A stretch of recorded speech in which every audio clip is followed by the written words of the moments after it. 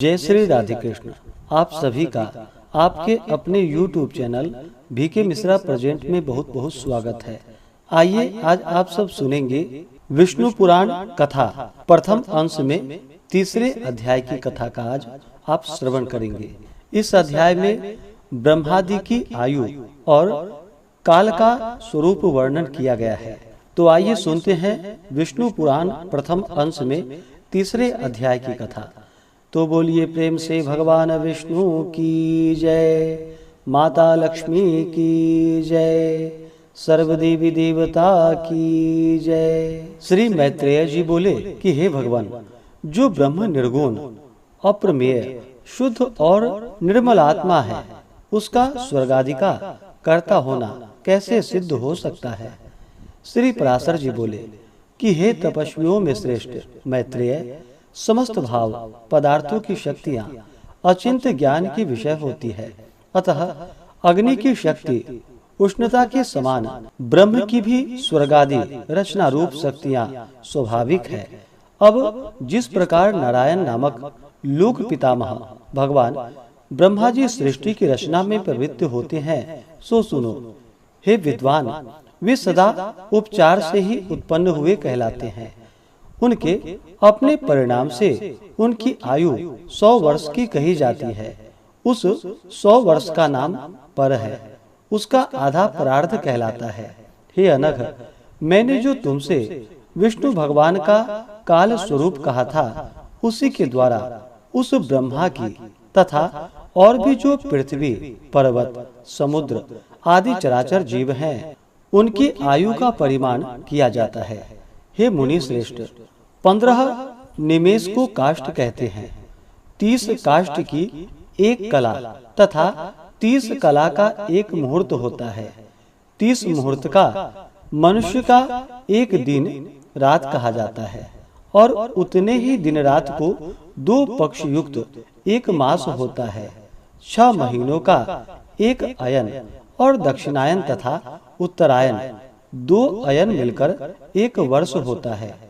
दक्षिणायन देवताओं की रात्रि है और उत्तरायण दिन। देवताओं की 12,000 वर्षों के सतयुग, त्रेता, द्वापर और कलयुग नामक 4 युग होते हैं। उनका अलग अलग परिमाण मैं तुमसे सुनाता हूँ।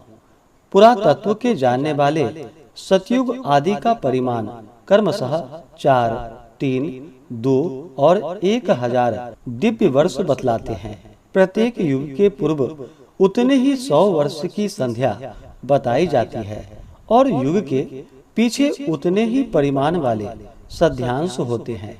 अर्थात सतयुग आदि के पूर्व क्रमशः 4, 3, 2 और 100 दिव्य वर्ष की संध्याएं और उतने ही वर्ष के संध्यांश होते हैं।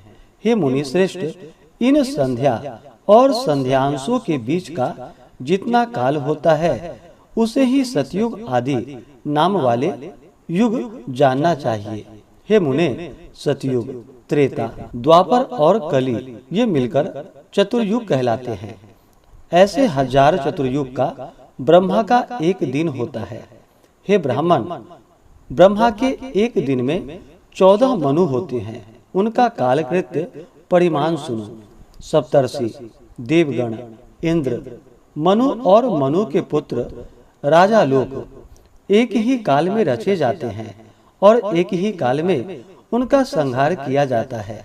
हे सत्तम, 71 चतुर्युग से कुछ अधिक काल का एक मनवंतर होता है। यही मनु और देवता आदि का काल है।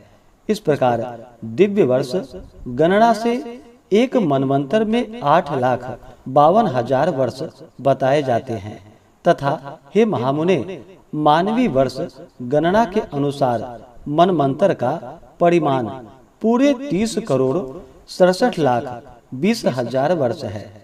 इससे अधिक नहीं।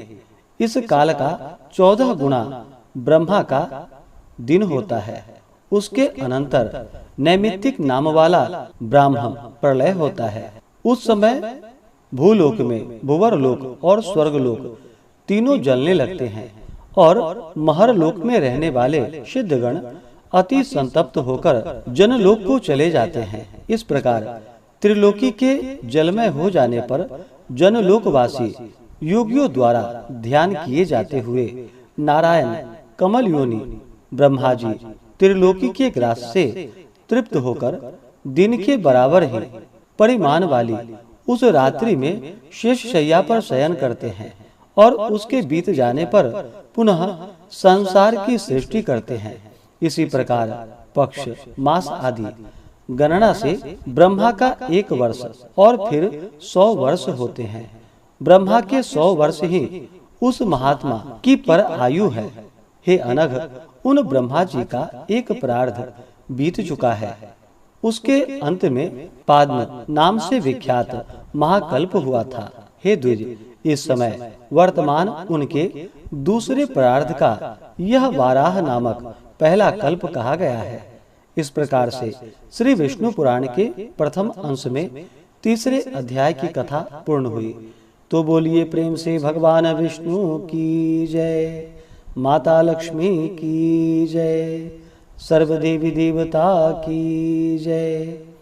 इसी प्रकार से अगर आप सब आगे के अध्यायों को सुनना चाहते हो, चैनल पे अगर आप पहली बार आए हैं तो चैनल को लाल बटन दबा करके सब्सक्राइब करें, साथ में बेल आइकन घंटी को दबाएं ताकि आने वाली वीडियो का नोटिफिकेशन आपको समय से मिलता रहे। वीडियो को लाइक करें, शेयर करें। सुखी रहें और स्वस्थ रहें। जय श्री राधे कृष्ण। धन्यवाद।